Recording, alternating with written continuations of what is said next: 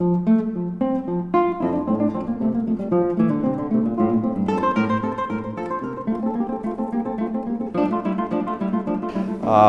Gospel of Mark, and we are in the last third of Mark's Gospel, which concerns the subject of Holy Week. It begins on a Sunday, ends on a Sunday, as you know. We have looked at the first of those Sundays, the dominating event, the triumph. Jesus enters Jerusalem to cheering crowds, as well he should. He's the king coming to his capital. Monday, however, is the day when he has what's technically called a visitation. It's an inspection.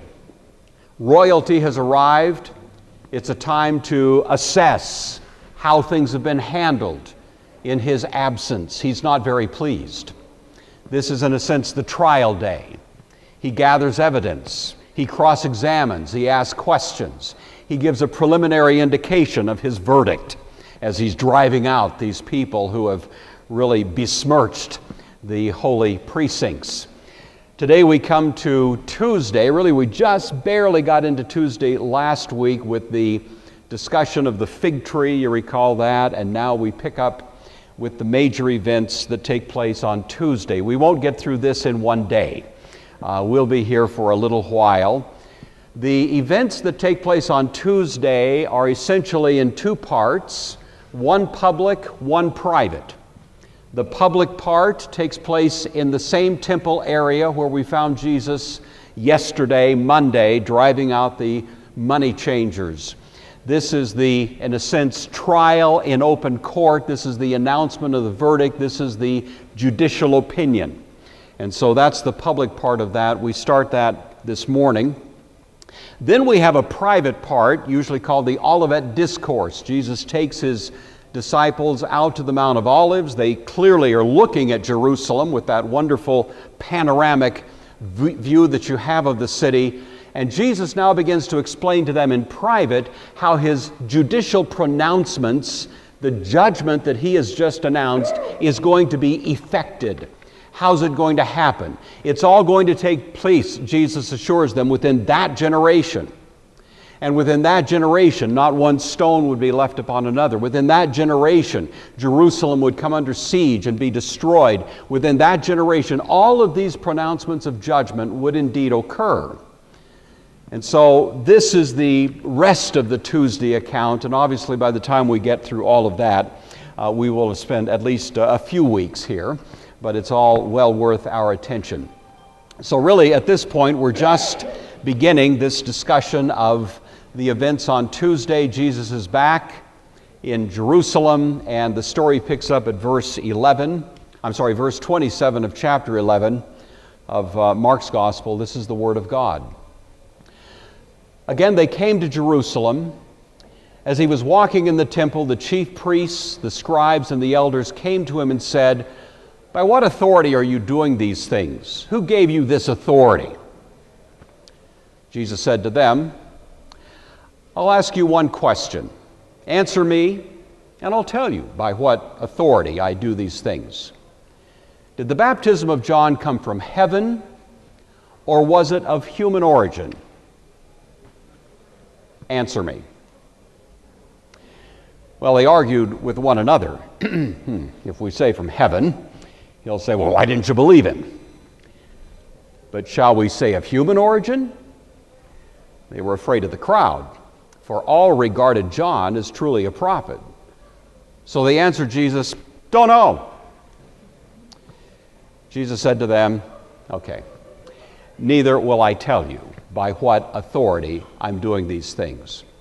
And then, as you probably know, Jesus proceeds to tell them anyway, but he does it through the vehicle of a story, a parable, the meaning of which is absolutely, compellingly clear to them, and it becomes the vehicle by which he pronounces his sentence, his verdict, his guilty assessment of the condition of the city. So we'll look at that as well this morning, both of those stories. We are in the section known as Holy Week, the crisis of the kingdom, I'm calling it. Sunday, he arrives. Monday, trial day. Tuesday, announcing the verdict. It begins with the basis for the verdict in terms of the authority of the one giving it. And then the content of the sentence is this parable of the vineyard that we're going to look at as well before we're done. So, he's in Jerusalem, he's in the temple area, he's confronted by an official delegation. This is Tuesday morning. It immediately follows, in Mark's account, the fig tree incident. This is, in a sense, taking place in it's taking place in the so-called outer court, the court of the Gentiles, and it's the very place, of course, where yesterday this violent, upsetting intrusion by Jesus occurred. These guys are probably worried that the same thing is going to happen again. Jesus has come back, and once again he's going to interrupt the flow of business. And so they come to intercept him, to confront him, and to hopefully prevent him from being a further source of upset. The people that Mark mentions are, first of all, the chief priests. There were actually two chief priests, oddly enough, at this point. Annas had been originally appointed, but was deposed by the Romans. His son-in-law Caiaphas was serving kind of as the formal chief priest, but many people regarded Annas as the true chief priest because under Moses it was a lifetime appointment. So you got these two guys kind of playing off of each other in that role. It may have been one of the two of them or somebody on their behalf who's showing up. You also have the scribes, the professional scholars, the Bible experts, and you also have the elders. That represents the Sanhedrin, as it were, the parliament of Israel, dating clear back to the time of Moses and the 70 elders in Numbers 11. This body had persisted down through the centuries and continued to operate to this day. These people were the authorities with respect to the temple. So they had a very significant and prestigious capacity. They were intermediaries, in a sense go-betweens, between Rome on the one hand and Roman power and the Jewish people on the other. They had to talk to both sides, try to maintain a certain peaceable relationship there. They were also over the Jewish religion of the day. They were advisors in politics. These were the brass. These were the people who really were not questioned in terms of how the temple was to operate. And as we were pointing out last week, these were folks who made a whole lot of money in the meantime by virtue of their cozy relationship both with Rome and with the temple. So these people come, it's an official confrontation.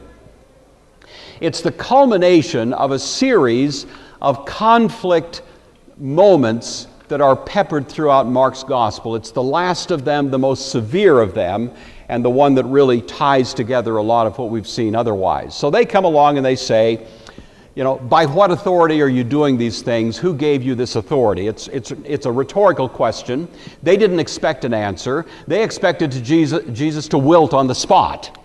They're showing up. They've got all the power, at least apparently, in their corner. The colloquial way we would represent their question in our parlance would be something like, who do you think you are? What right do you have to do this stuff? Who gives you the right to run around upsetting the apple cart around here? It's that kind of thing. They don't expect Jesus to answer. They expect that he's going to kind of panic. He hasn't been to Jerusalem, at least as Mark tells the story, in such a way that there's been this sort of public confrontation.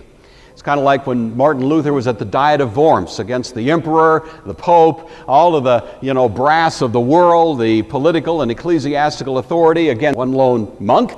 They just thought he was going to wilt. And as a matter of fact, it was, of course, in that context, he says, here I stand. Jesus, of course, vastly more than Luther, is in a similar kind of situation, being confronted by all of these powers. So this is really the moment in which we have Mark bringing together the authority theme of the whole book now at this moment of confrontation. Mark has been about the authority of Christ all the way through. The first half, the authority of his person. The second half, the authority of his office. All of this has been the underlying kind of common denominator, and now we find this authority brought into immediate and sharp confrontation with the authority of the temple. It's the authority of heaven versus the bureaucratic authority of this world, and here they are, and the question is put, whose authority is at work here? And in a greater sense, whose authority is going to prevail here, as this question is put by these people to Jesus? It's an interesting question they ask him, in a sense. Who do you think you are? Who did Jesus think he was, really? Who did he think he was? You look at the things he did, you look at the things he said, the claims he made, the unequivocal demands that he spoke. You look at the testimony of history and millions of people after that life he lived who have concurred in the conviction that he thought he was God. He believed he was God among us. Now, a lot of people in history have been delusional on that and thought, I've heard people say that. I saw a movie, Shirley MacLaine stood on the beach and said, I am God. I don't believe her. But somehow when Jesus says it, I believe it. What is it that he believed about himself and was so convincing that he's gotten this literally billions of people in the world in history now to believe it with him? I love the answer from C.S. Lewis. Many of you have read this text, one of his more famous paragraphs. Lewis says, this is in Mere Christianity, I'm trying here to prevent anyone saying the really foolish thing that people often say about him. I'm ready to accept Jesus as a great moral teacher, but I don't accept his claim to be God. Lewis says, that's the one thing we must not say. A man who was merely a man and said the sort of things Jesus said would not be a great moral teacher. He would either be a lunatic on the level of a man who says he's a poached egg, or else he'd be the devil of hell. You must make your choice. Either this man was and is the Son of God, or else a madman or something worse. You can shut him up for a fool, you can spit at him, you can kill him as a demon, or you can fall at his feet and call him Lord and God, but let's not come with any patronizing nonsense about his being a great human teacher. He hasn't left that open to us. He never intended to. Anyone who says the kind of things Jesus said is something other than simply a great moral teacher. And Lewis, I think, has his finger right on the pulse of what Mark and of what the entire Bible is intending and insisting that we face. This is a conflict moment. It's the seventh of what we've been calling conflict stories throughout Mark's gospel. Mark is very tightly organized, and we see now the culmination of these stories. The conflict stories, each of them, involve Jesus in a conflict with the entrenched authority that had worked very diligently to build walls so that you could have a clear distinction between insiders and outsiders. That was what they were about, distinguishing those who were inside from those who were outside. And in each case, in these conflicts, Jesus reaches across that wall. He breaks down the wall, reaches across the divide, and pulls somebody in who was regarded by these religious elite as unworthy of coming in. So the first of them, Jesus reaches across the wall to the sinful, the healing of the paralytic. The second of them, he reaches across the wall to a dishonorable person, a publican, Levi. In the third of them, he reaches across the wall to someone who doesn't take on the rigorous disciplines of religious life, the question of fasting. In the fourth of them, he reaches across the wall to people who are burdened and heavily laden by the imposition of Sabbath rules and related kinds of legalistic standards, and he pulls them in. In the fifth of them, he reaches across the wall to a man who's been broken in body and spirit, and is regarded as unworthy of approaching into the presence of God, the man with the withered hand. In the sixth of them, he reaches across the wall even more dramatically than any of the rest to the Gentiles, when he abrogates the rules of clean and unclean, Mark chapter 7. But this is the culminating conflict story. In a sense, he reaches across the wall from the temple to the world by announcing that the temple is now going to be a very different kind of thing than anybody ever imagined before. And now the true temple of God becomes, in a sense, the heart of the matter in this final conflict story. Interestingly, this conflict story is in 7 little pieces, and we're covering the first of these 2 today. So the first of them, the authority that undergirds this true temple of God. The second of them, how the true temple of God must displace the temple of concrete and mortar that is going to be left without one stone upon another. The third of them, the relationship between this true temple of God and civil authority in this world. Are we rebels? How do we live in this world where there is civil government as part of this true temple of God? The fourth of them, how does the true temple of God connect to eternity? The whole question of resurrection raised by the Sadducee. The fifth of them, the true temple of God and the heart of its ethical principle, the great command, love God, love your neighbor. The sixth of them, the ruler of the true temple of God, David's son, who is, of course, Jesus himself. And Jesus raises that question when he asks, how is it that David will say of his son that he is also his Lord? Psalm 110. And then finally, as they used to say in my Baptist church, the altar call. The conflict, or this conflict story in 7 parts, ends when Jesus says, there in that open setting, to all of those who are standing there listening to this conversation, now's your time to choose. Are you going to stay with a temple that's bound to go down? Are you going to stay on the ship Titanic, which is doomed? Or are you going to align yourself and become a part of this new and true temple of God, which is a living organism of which I myself am the cornerstone, rejected by these builders, but accepted by God? And are you going to become a part of that living, organic temple that is no longer going to be localized in a certain place, but will eventually dominate the whole world, which it's going to be? And so that's where we are right now. That's the story, and we're, as I say, in the first 2 of those little sections. So Jesus answers them and says, okay, guys, I will answer your question if you answer mine. It seems, I suppose, a little cheeky on Jesus' part to dodge the question, but actually this was considered very good style in rabbinic discourse. In fact, rabbis were considered very bright if they didn't simply answer a question, but posed a different question that forced the conversation to go to a deeper level. And so what Jesus does here is very rabbinic, and they would not have been put off by that in itself. They were probably surprised that he said anything, but that he actually responds in such a thoughtful and rabbinic way may have surprised them even more. They thought that they were going to put Jesus on the horns of a dilemma. As it turns out, he reverses the tables. And the way that Mark puts this, Jesus answered and said to them, I will also ask you one word. That's the Greek word, logos. I will ask you one word. Answer me, and I'll tell you by what authority I do these things. The one word, John. The baptism of John, where did it come from? Heaven or from men?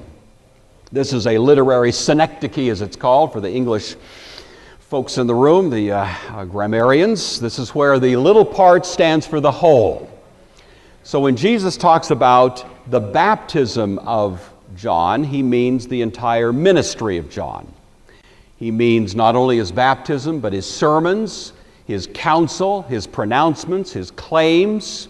All of that is, in a sense, packaged in this reference to his baptism. So really the question Jesus puts to these folks at this point is, tell you what, you tell me your assessment of John and whether or not his ministry was with the imprimatur of heaven.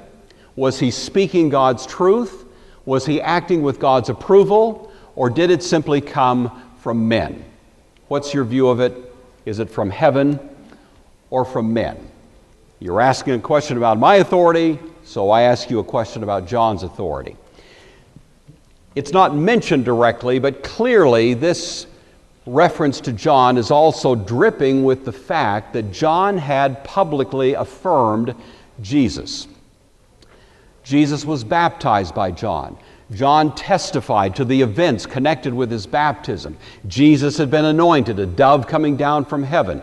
In a sense, that became John's stamp of approval on Jesus. So, QED, if they're going to affirm John, then they're stuck with an affirmation of Jesus, you see. And so this comes a lot more immediately to mind, I suppose, as the question is put to them. Jesus stands for a moment in silence, and then the way you might demand it of a little child, he says, "Answer me." Which is it? Well, they took to reasoning among themselves. If we say from heaven, he's going to say, "Why didn't you believe him?" The word reason is dialogizisthai. It's the word from which we get the word dialogue. It's always used in Mark in a negative sense, a way to wiggle out from under a problem.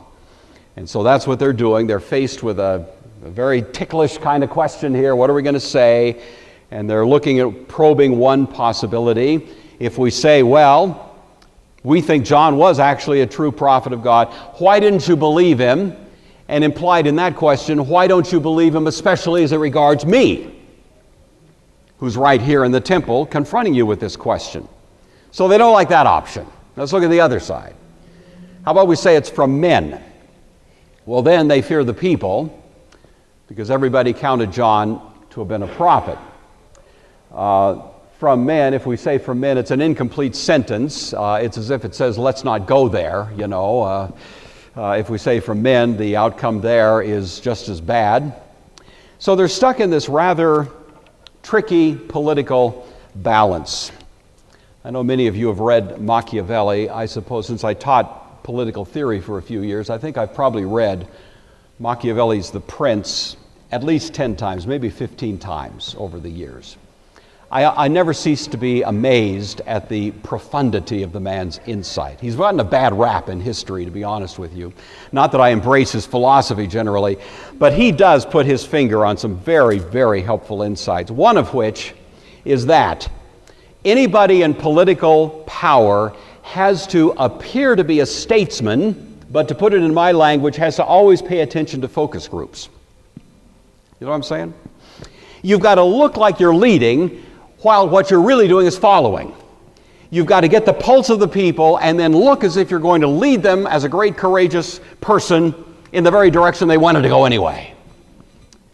And so political power really does amount to that kind of delicate tightrope walking. Now, 2,000 years before Machiavelli said that, Aristotle already had figured it out. He taught that the test of a statesman is not the ability to keep his office by saying what is politically popular, but the courage to put his office at risk by saying what is politically unpopular but true. And that's really the test of the politician versus the statesman. Interestingly, our religious leaders here don't have the guts to do either one. No matter which path they walk, they're going to get in trouble. If they say the politically popular thing, you see. Yeah, John the Baptist, great guy. We thought he was wonderful. Boy, you know, preached the message of God. They realize that by doing that, they have just torpedoed everything that makes life so good for them. They have just sabotaged their cozy situation with Rome. They have just put a grenade under the lucrative business of running the temple. They have just undercut their own prestige among the people. Everything is going to be lost if they endorse John the Baptist. So I'm going to do that. But of course, if they discount John the Baptist, then they're going to run the same risk because they as Machiavelli said, need the people to respect them to keep their position. If in mass the popular opinion turned against them, they are in so much trouble that they're going to lose it all either way. See? So what are you going to do? And they come back with this remarkably insightful answer: beats me. That's a good question. You know, we've been wondering about that, but haven't quite figured it out. Here are the most sophisticated religious, philosophical, political minds in Israel asked a question about one of the most famous people in the recent history of Israel, a man who had just been martyred by Herod Antipas out north not that long ago. And these guys who claim to have such subtle insight into so many nuanced questions about life in Israel can't answer this one. Which, of course, we realize is not that they can't answer it, it's that they won't answer it. And their plea of ignorance is therefore, at best, dishonest, hypocritical. I don't know if you've ever met folks like this. I have occasionally had conversations with folks who just can't quite make up their mind about Jesus. They want to be open-minded. They still have to gather more evidence. They think it's kind of a healthy skepticism. They don't want to rush to an opinion prematurely, you know. You find this especially among certain scholars. They just keep wanting to learn but never come to a knowledge of the truth, as Paul says. And you kind of get the flavor of that, you know, in these guys as well. Well, Jesus, in the spirit of his own counsel, don't cast your pearls before swine, says, okay, fine, I'm not going to answer your question either. If you're not prepared to give a thoughtful, responsible answer, then why in the world should I? You know, we shouldn't, as Christians, run around calling people swine. But you know, I'm going to tell you something. Sometimes folks will ask me a question, and you had the same experience, and you can tell, though it may be a critical question, critical of the Christian faith in some aspect or other, it's nevertheless sincerely driven. It's sincerely motivated. Well, if God is love, then how come he destroyed all those people in the flood? I don't get that. Well, that's a question I'd like to talk about. That's good. Let's talk about that question. But sometimes it's just nitpicking, carping, cheap shots, no interest in an answer, just an interest in trying to score a few points in some interesting one-liners. You know, why bother? Why bother? It's never going to get anywhere anyway. Till God starts changing the heart and makes those questions something a little more sincerely motivated, what's the point? And so Jesus here with these guys, what's the point? But in spite of that, he does give them the answer, and in no uncertain terms. But he does it in his uniquely compelling way. He does it by the vehicle of a story, a parable, and it's the parable of the vineyard, and the meaning is not even a little bit obscure. A man planted a vineyard. He put a wall around it, dug a pit for the winepress, and built a watchtower. Then he rented the vineyard to some farmers and went away on a journey. At harvest time, he sent a servant to the tenants to collect from them some of the fruit of the vineyard, but they seized him and beat him and sent him away empty-handed. Then he sent another servant to them. They struck this man on the head and treated him shamefully. He sent still another. That one they killed. He sent many others. Some of them they beat, others they killed. Finally, he had left one son, the one he loved. He sent him last of all, saying, surely they'll respect my son. But the tenants said to one another, this is the heir. Come, let's kill him. The inheritance will be ours. So they took him and killed him and threw him out of the vineyard. What then will the owner of the vineyard do? He will come and kill those tenants and give the vineyard to others. Haven't you read the scripture? The stone the builders rejected has become the cornerstone.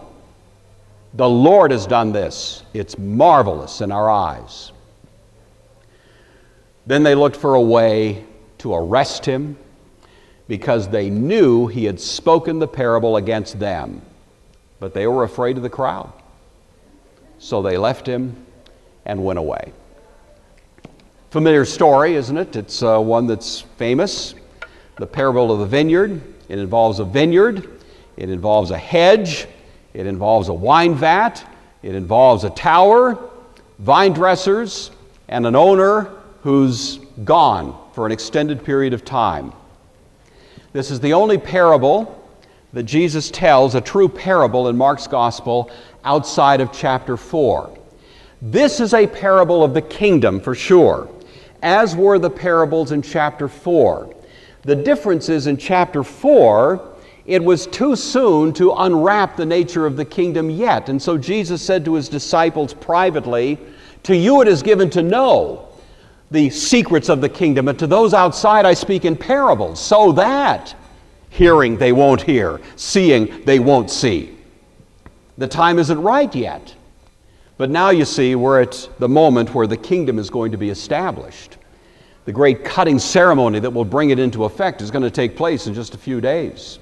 The new covenant is going to be established at this point, and the kingdom is going to arise out of what will become the ashes there in that physical place. The new Jerusalem rising out of the old, the new temple out of the old, you see. And so now a parable is clear-cut, not ambiguous, not the least bit mysterious. This parable probably could be best conceived of as the judicial opinion of the judge. It's delivered in open court. The temple, in a sense, was the court. It's in the matter of the defendants, namely the religious leaders who had breached their fiduciary obligation with respect to the temple. It has a jury, namely all the people who are gathered there to witness this interaction between the judge now and those who are the defendants. And it appeals to a very familiar story. They all recognized it virtually when Jesus said the first three words. Because this story of the vineyard is one of the most famous parables, one of the most famous stories or metaphors found in the Old Testament. And I guarantee you everybody within earshot of Jesus had read this story, knew it, and most had probably memorized it. So they recognized it. It comes from Isaiah chapter 5. If you know the book of Isaiah, you know that this great prophecy, 66 chapters, the first 5 chapters are a kind of overture, in which all the major themes of Isaiah are touched on briefly. When you go to a musical, you'll hear the overture. All the major musical themes are touched on briefly. This is exactly what Isaiah does. One of the themes, of course, is God's certain judgment based on the idolatry and the breach of fidelity of these people toward their God. And it is called the parable or the metaphor of the vineyard. Listen to it both for the similarities and for the differences. This is in Isaiah chapter 5. This is God speaking, of course, through the mouth of the prophet. "Now let me sing to my well-beloved a song of my beloved regarding his vineyard. My well-beloved has a vineyard on a very fruitful hill. He dug up and cleared out stones. He planted it with choicest vine. He built a tower in its midst, and also made a winepress in it. So he expected it to bring forth good grapes, but it brought forth wild grapes. And now, inhabitants of Jerusalem and men of Judah, judge, please, between me and my vineyard. What more could I have done to my vineyard that I hadn't done? Why then, when I expected it to bring forth good grapes, did it bring forth wild grapes? And now, please, let me tell you what I will do to my vineyard. I will take away its hedge, and it'll be burned. I will break down its wall, and it'll be trampled down. I will lay it waste. It shall not be pruned or dug.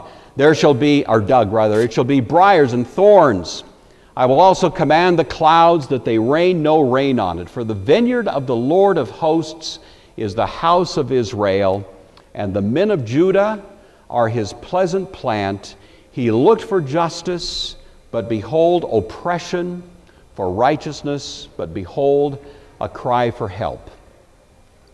So you can see the similarity. It's striking, really. And as I say, the people hearing Jesus immediately identified this as a kind of restatement in somewhat different terms of that.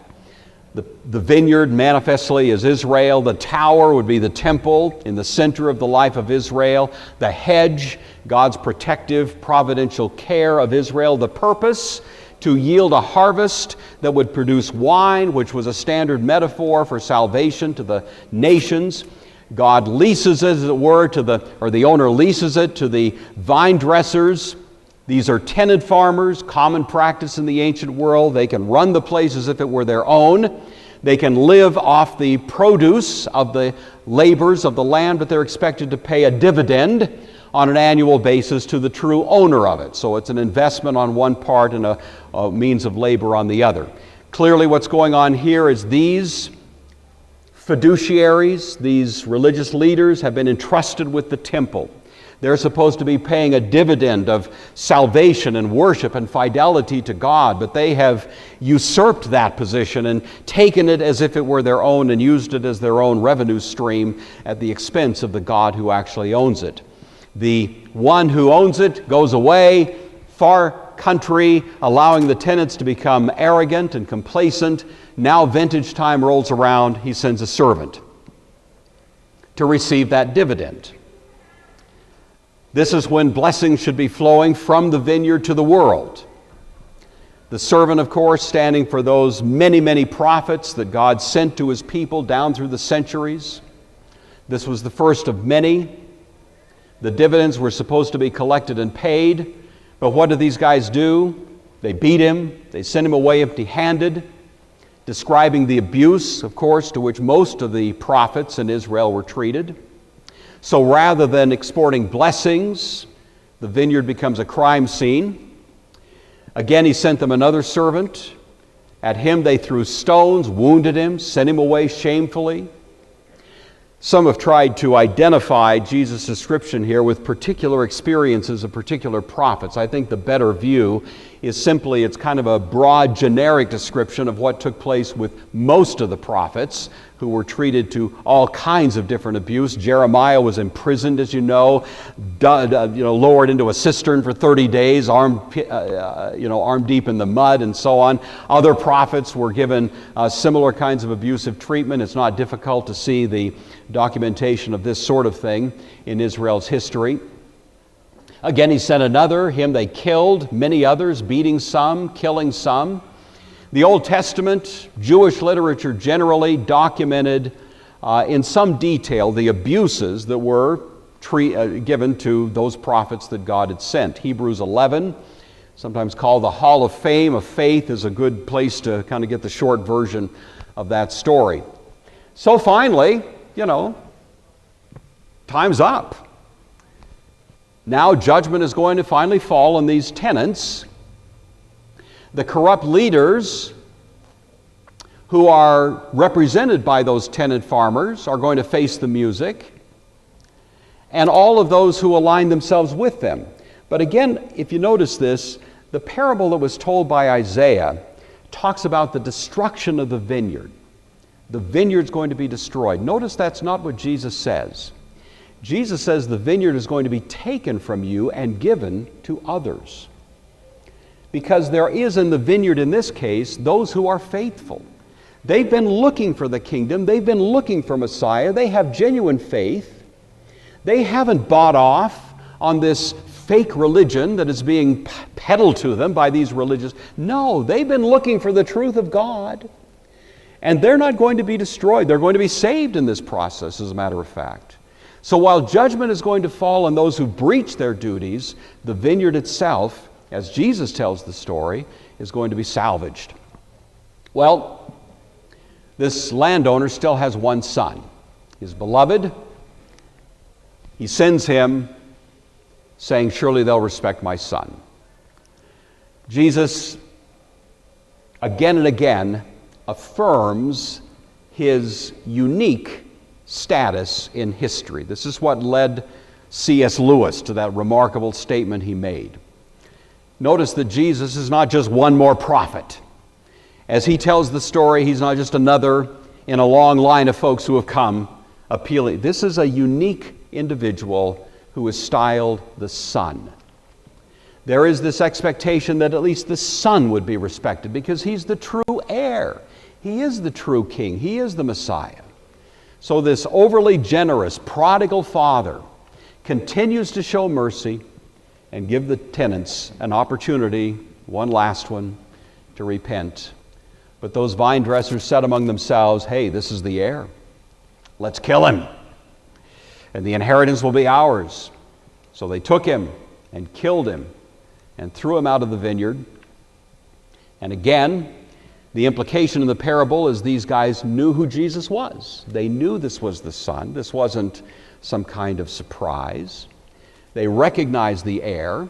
One commentator said Jesus' claims had been unambiguous, his proofs of his integrity irrefutable, the conclusions of his identity irresistible, and so they really simply fall into delusional thinking. They think they can get rid of the true heir and usurp control of the temple and all of its great productive possibilities. It's been delusional thinking by everybody down through history who's tried to attach a price tag to God's grace. This is what Martin Luther was objecting to when he tacked 95 Theses on the Wittenberg church door. Pope Leo, bless his heart, was trying to sell mercy. See? He was trying to put a price tag on forgiveness. Buy this piece of paper and you can be forgiven. And Luther said, "I don't think so." And down through history, again and again, you find folks who've tried to sort of take that which God freely gives and make it a commodity and make themselves brokers of it. And it didn't work for Pope Leo X. It didn't work for these religious leaders. It doesn't work for cult leaders or any other religious types that try to pervert God's grace into something that can be bought and sold in a marketplace. So Jesus says what these guys do in their delusional thinking is they took him and killed him and cast him out, of course describing the very thing that would happen to Jesus within the next few days. It's descriptive of a great deal of what has happened in religious and political reactions to Christ down through history. You know history well enough to know that if you trace since the time of Christ, especially in the West, leaders, kings, prime ministers, rulers, politicians, dictators, etc., generally speaking, you can put them in one of two classes: those who recognize King Jesus and those who don't. Leaders who have at least openly, publicly acknowledged King Jesus tend to do better than those who don't.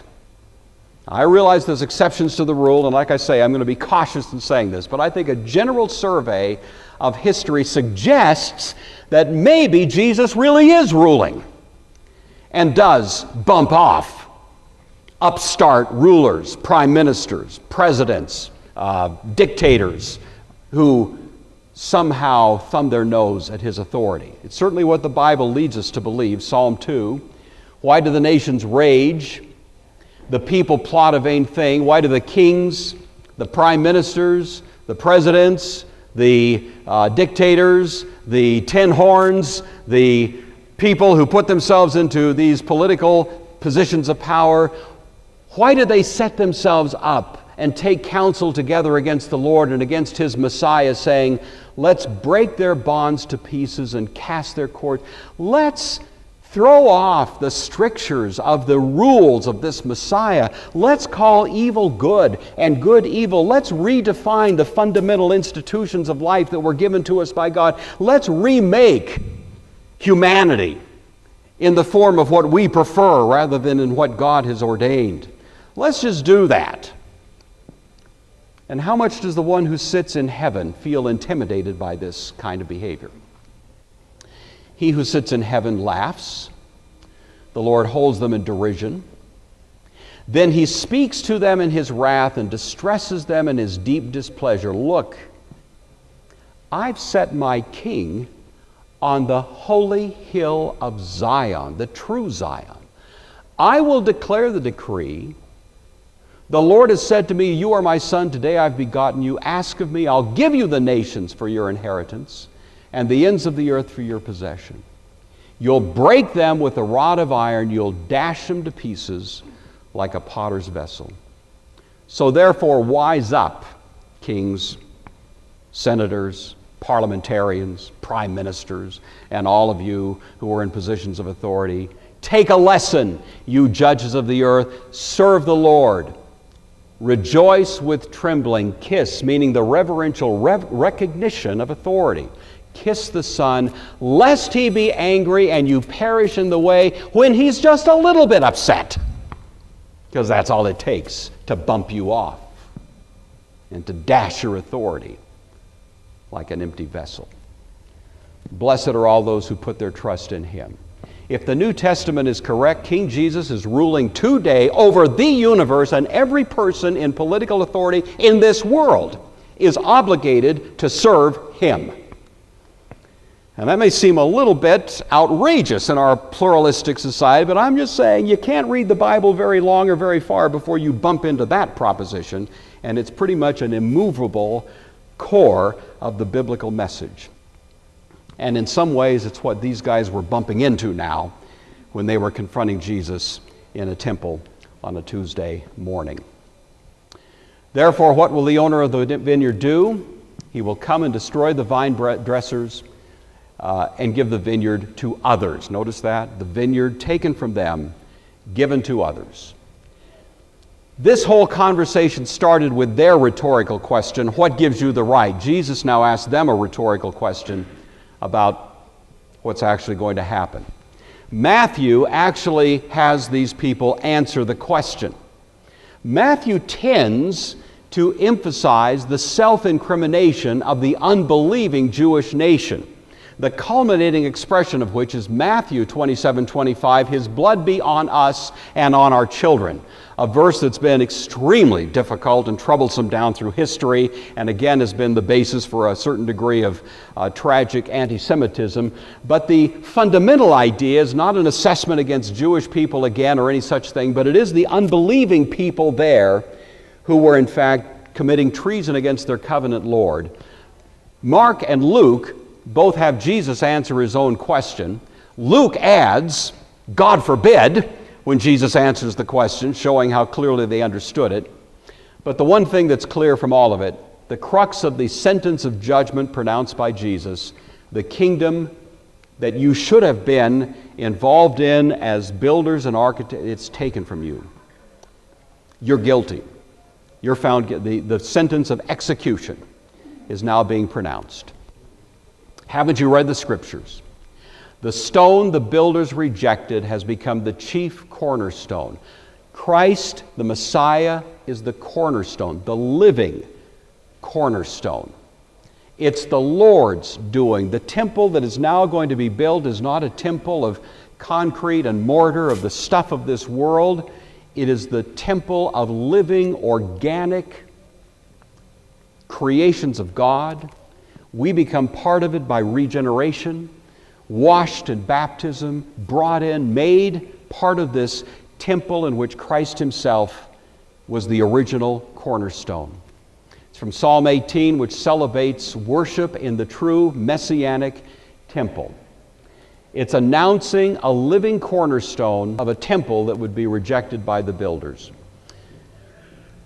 Paul and many others throughout the New Testament celebrate this point. Now therefore you Gentiles are no longer strangers and foreigners, but fellow citizens in Israel, with the saints and members of the household of God, having been built on the foundation of the apostles and prophets, Christ himself being the chief cornerstone, in whom the whole building, being fitted together, grows into a holy temple in the Lord, in whom you also are being built together for a dwelling place of God in the Spirit. I know I keep beating this drum, but it's something that I think we need to always appreciate, that this is the genius of the New Testament, that we are in fact that temple, and that where we gather together, that is, properly speaking, the place of God's habitation. It's the Lord's doing. This is why the book of Revelation speaks of this new temple, this new Jerusalem is coming from heaven, because it is something God has created. It's not something that's built out of the stuff of this world. Well, they didn't like it much. They sought to lay hands on him, but feared the multitude, for they knew he had spoken the parable against them. They knew it. So they left him and went away. Interesting in almost an outrageous kind of way, begin to plot doing the very thing the parable had predicted, you see. They have to do it in the shadows. They have to do it secretly in a corner at night because they don't want to arouse the multitude. They knew this was not an obscure thing, that he'd spoken it against them. The question of authority had become the basis for the pronouncement of judgment, and so they left in that spirit and went away. It was not an accident. Jesus was nobody's victim. All of these happened because God had in fact ordained it should happen. That's why Peter said to some of these same people on the day of Pentecost, "Men of Israel, hear these words. Jesus of Nazareth, a man attested by God to you by miracles and wonders and signs, which God did through him in your midst, as you yourselves know, him being delivered by the determined purpose and foreknowledge of God, you took by lawless hands and crucified, putting him to death. What you intended for harm, however, God intended for good," as Joseph said to his brothers. Jim Edwards, on this question of the sovereignty of God in this whole business, says the following: "The parable's testimony to the sure purposes of God conveyed a profound sense of hope to Mark's beleaguered church in Rome, so ravaged by Nero's insane persecutions, as it can also be in our day when the church, at least in the West, is often caught in the compromise and confusion and decline. The existence of the vineyard is assured not only by the self-aggrandizement of the tenants, but by the self-sacrifice of the Son." I misread part of that, but you got the message there. All right, quickly, Sunday school lesson. We each have a duty to speak truth for fear of God rather than obscure truth for fear of men. The religious leaders didn't want to give an answer. They didn't like either answer, and in their cowardice, they said nothing. Paul, on the other hand, in Galatians said, "Do I seek to please men? If I still please men, I would not be the bondservant of Christ." We should all follow Paul's model. Sometimes it's popular to say something aligning yourself with Christ. Many more times it'll put you in the position of a kind of social pariah. But one way or another, the price tag should be irrelevant as we speak the truth, not to please men, but to please God, as these guys on that occasion should have done. We each have a duty to steward a vineyard, the purpose of which is to produce a harvest of blessing for everyone we meet. The story about a vineyard is a story about every one of us. You have a vineyard, I have a vineyard. Some of us have good-sized vineyards, some of us have very tiny ones, but we all have a vineyard. It's not yours. You are a steward, you're a tenant farmer, and your task is to take very good care of this that's under your stewardship so that you can honor God with the produce of it and be one of those who therefore receives his blessing rather than his judgment for malfeasance. And finally, we each have a duty to exercise authority, whether great or small, with absolute allegiance to the King, who rules from the true Mount Zion. The kings of the earth take their stand against the Lord and against his anointed. Every one of us in this room is a bit of a king or a queen over some little domain. Every one of us can do that, or every one of us can kiss the Son and recognize he is in fact the proper Lord and King of all that we are and all that we own and all that we hope to accomplish in all of our lives. And so for all of that, I hope this has been a helpful reminder.